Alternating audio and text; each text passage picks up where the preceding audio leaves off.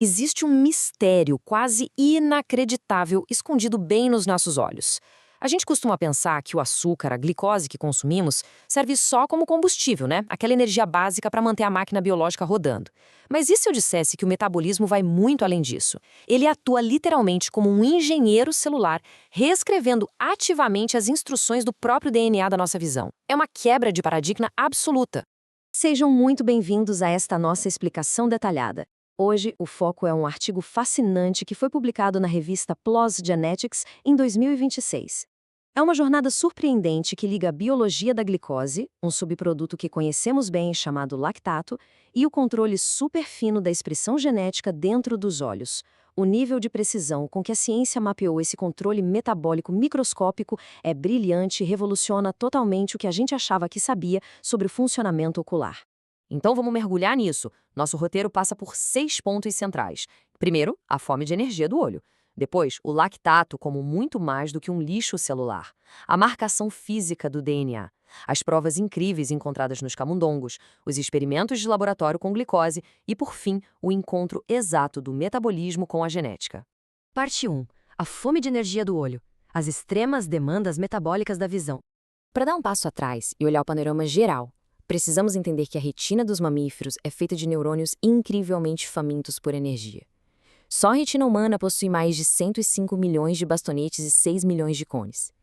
E capturar fótons de luz o tempo todo consome muita, mas muita glicose. Para dar conta disso, os fotorreceptores usam um processo chamado glicólise aeróbica.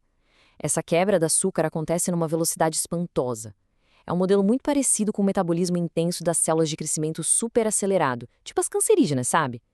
Isso não só gera picos de energia rápida, mas também fabrica as peças estruturais necessárias para a reconstrução diária e contínua do nosso olho. Parte 2. O lactato.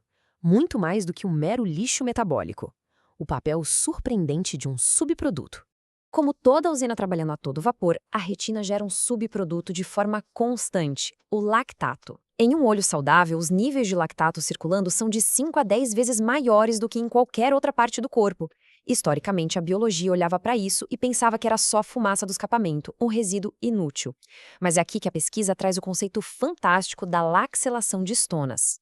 Para visualizar isso fácil, imagine que o núcleo da célula é uma biblioteca gigante.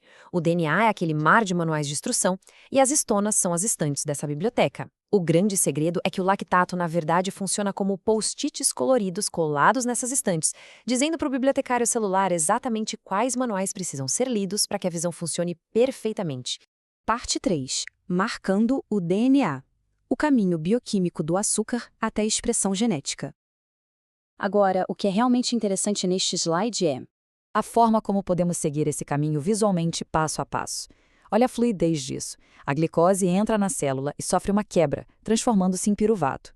Esse piruvato, então, vira uma enxurrada de lactato. E é aí que acontece o grande salto. O lactato viaja até o núcleo celular e se ancora fisicamente numa região exata, destacando a marca histônica que chamamos de H3K18. É literalmente esse encaixe físico minúsculo que aciona a leitura genética e a sobrevivência do olho. Parte 4. Provas nos camundongos em desenvolvimento, observando essa reviravolta epigenética acontecendo ao vivo. Os cientistas bancaram os detetives e rastrearam essa engenharia celular toda durante o desenvolvimento da retina de camundongos. Acompanhe a linha do tempo. Lá pelo 2º ao 10º dia de vida, a respiração mitocondrial atinge o pico. Mas ali pelo dia 14 o jogo muda totalmente.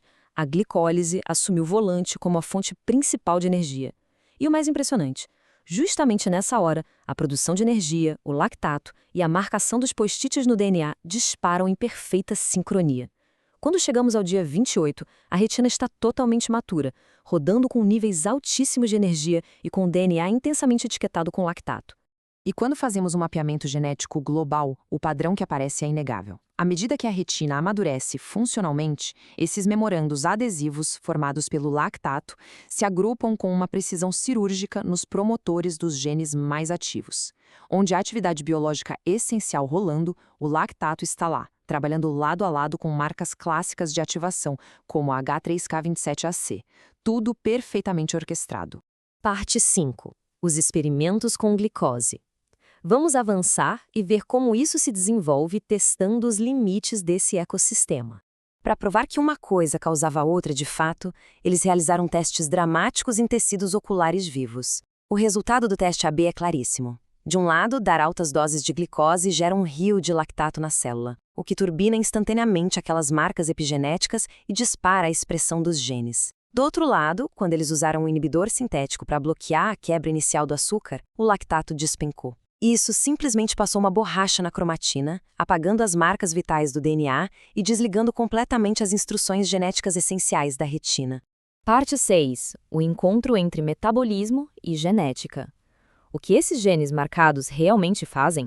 Então, o ponto crucial é entender o poder de fogo prático dessa marcação metabólica, certo? Ela constrói as mecânicas da visão no mundo real. Esses post-its orientam o desenvolvimento ocular e garantem a percepção visual básica. Eles regulam a cascata que traduz a luz em sinal elétrico, controlando elementos cruciais como a rodopsina. Além disso, as marcas comandam a montagem das sinapses, os níveis de neurotransmissores e, olha só que loucura, até o ritmo circadiano contínuo do olho, que é como o nosso corpo percebe os ciclos de luz e escuridão do ambiente todos os dias.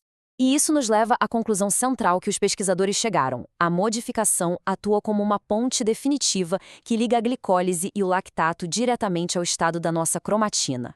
A mensagem aqui é que o estado metabólico do nosso olho não é passivo. Ele bate um papo dinâmico e ininterrupto com o nosso código genético. A nossa visão passa por um ajuste fino a todo instante, perfeitamente adaptada de acordo com a energia que está disponível na célula. Tudo isso acaba nos deixando com uma questão final super provocativa para pensar. Se a genética ocular é tão sensível e depende absurdamente de um metabolismo de glicose saudável, como será que doenças sistêmicas, a exemplo do diabetes, podem estar sabotando silenciosamente a saúde dos nossos olhos ao longo dos anos? É um alerta simplesmente formidável sobre o peso das engrenagens microscópicas que carregamos no corpo. A nossa análise de hoje fica por aqui. Muito obrigada pela companhia e até a próxima explicação.